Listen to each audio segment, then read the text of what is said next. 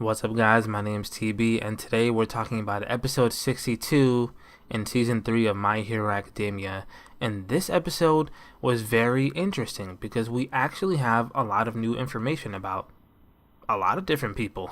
People that we've seen before, people that we haven't seen before in this show. And the show kind of focuses on the first half, the villains, the second half, the heroes. What's going on? Where's everybody at now that All Might, is not actively, living as a hero anymore. You know what I mean? Like it's crazy to think of all the stuff that has happened in the amount of time that All Might has been, out of the picture.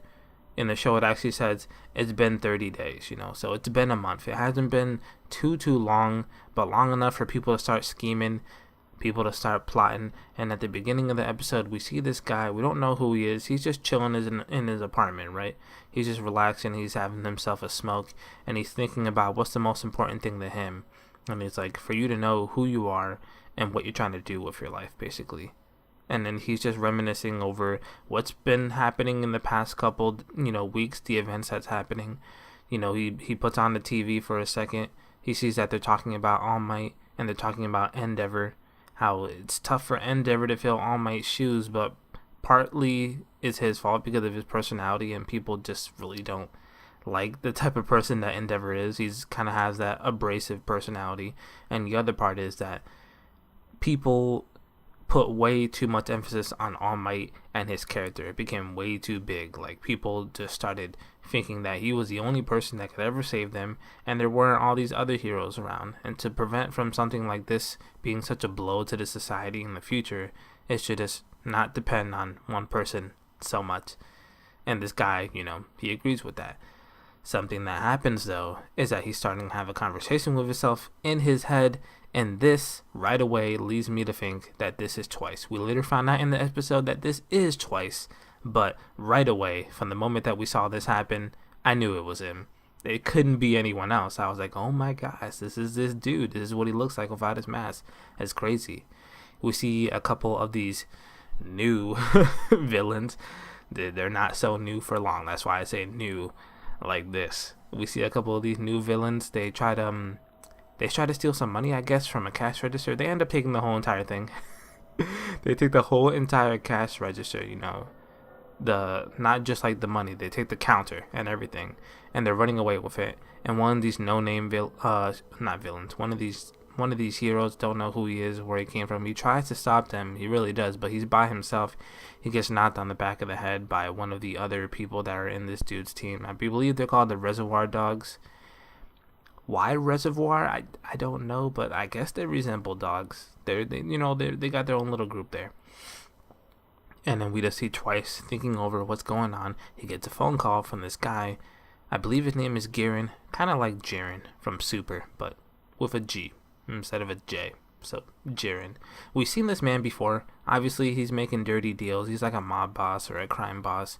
He's in connection with the Vanguard Action Squad, though, which is pretty important because he wants to know where Dobby is. We haven't seen Dobby since him and the Vanguard Action Squad attacked the forest with all of Class 1A in there. It's been a minute since we've seen them. Apparently, he's trying to scout people to join, his cause, join the League of Villains. But he ends up saying that he doesn't need these people. Like, this gang that he shows up and he sees, he's like, nah, we don't need them. I'm just gonna roast these guys. He totally just sets them all on fire. They all die. You see their hands burning, and he's like, yeah, you might as well just become embers, just become fuel for my fire, for my rage or whatever. It's ridiculous. And then after the phone call Twice, he just thinks a little bit about like what's going on, where the League of Villains at. They're all separating right now. They're all trying to regroup. We see Spinner. We see Magne. We see a couple of the people there.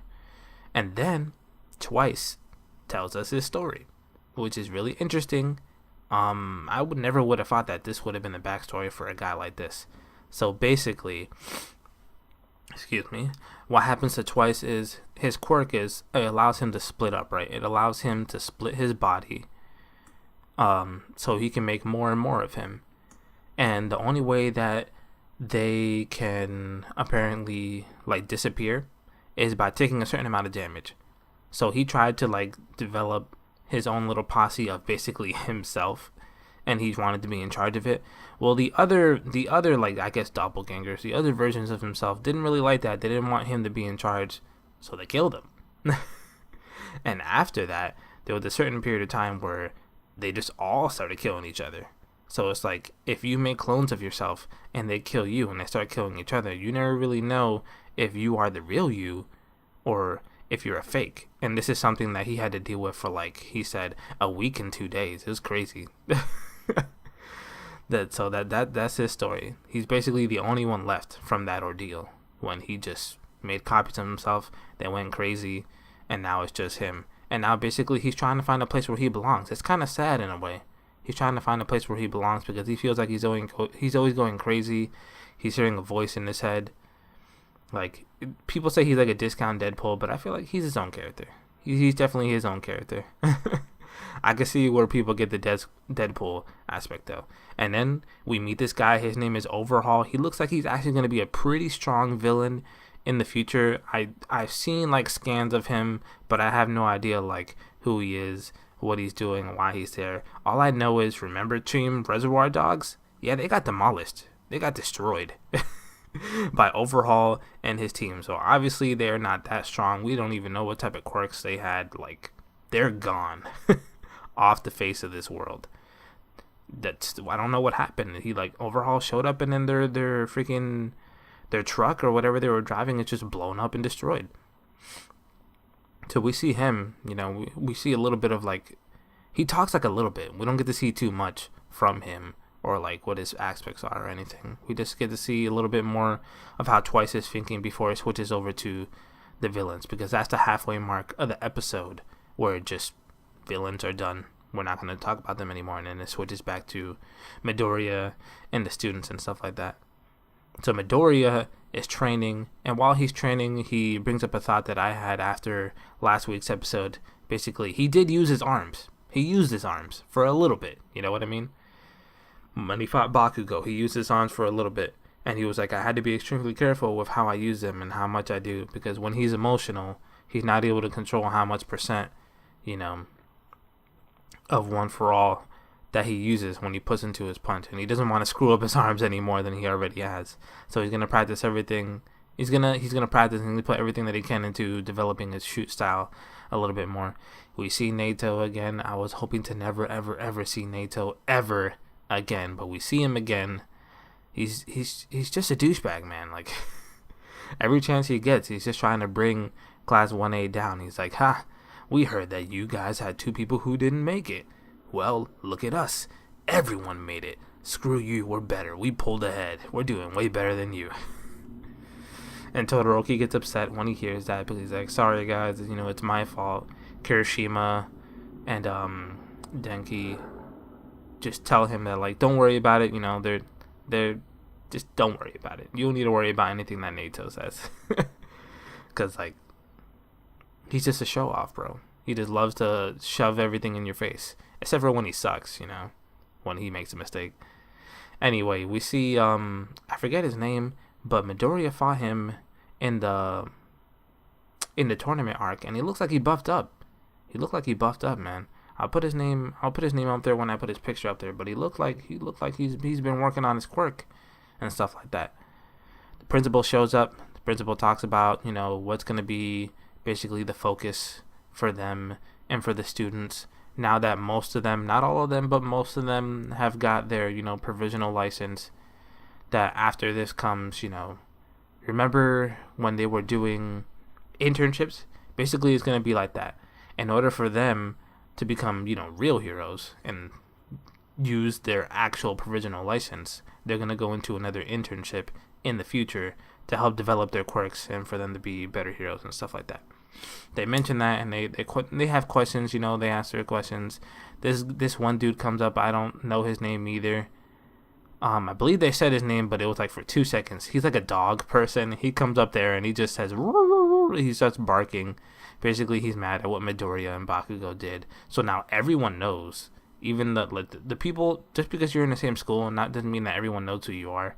Now everyone knows who Bakugo and Midoriya is, because, you know, the guy went up there and he basically just said, hey, don't do this. You even have Momo saying, you know, like, oh, there's such problem children now. Everyone's going to think that they're a problem. And, you know, there's that. Oshiko asked a good question as well. Oshiko asked, well, what was the point in me working so hard during the tournament arc if once we get to a certain point in our schooling, they were going to give us internships anyway? And then Eraserhead explains that and all that stuff that it means. Like, there's a purpose for you to be scouted when you're training in the tournament arc, so it makes it easier for you to get a job afterwards. She was trying so hard when she figured, well, if I'm gonna get an internship no matter what, then does it really matter? When Eraserhead said yes, you know, it actually does.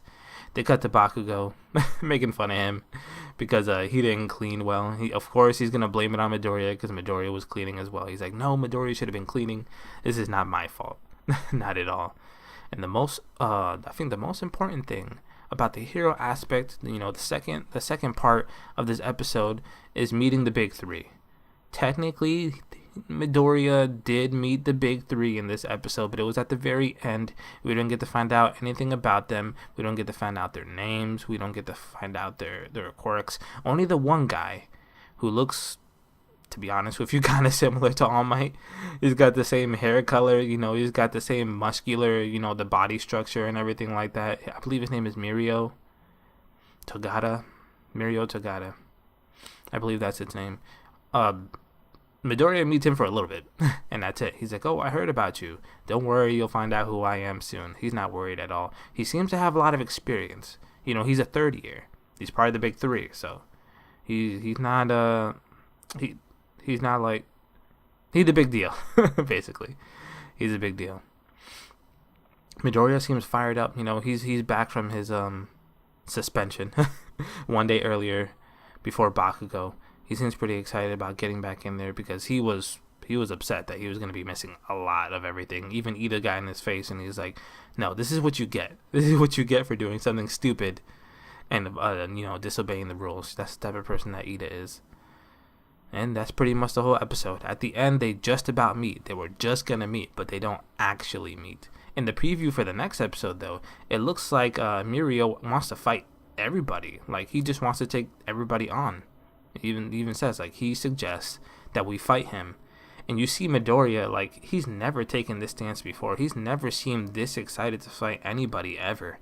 But I guess because he's part of the big three, he wants to test how his shoot style is going to work. I don't know.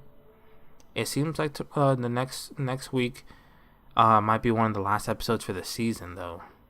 That sucks, though, because I'm excited to see what the villains are gonna do. You know what I'm saying? We got some new villains. We got Overhaul. We got the Reservoir Dogs who are dead now.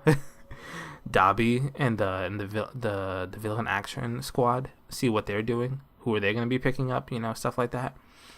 A lot of new stuff is gonna be happening that doesn't connect to things that have already happened in the past. You know what I mean? New, like completely new situations, new people, new villains, new heroes, stuff like that. It's exciting. So I hope you guys like this episode. I hope you guys like this review. Let me know your thoughts. Anything I can improve on. Let me know what you thought of the episode. Like, how did you like it? What stood out most to you? You know what I mean? And I'll catch you guys in the next one. Bye.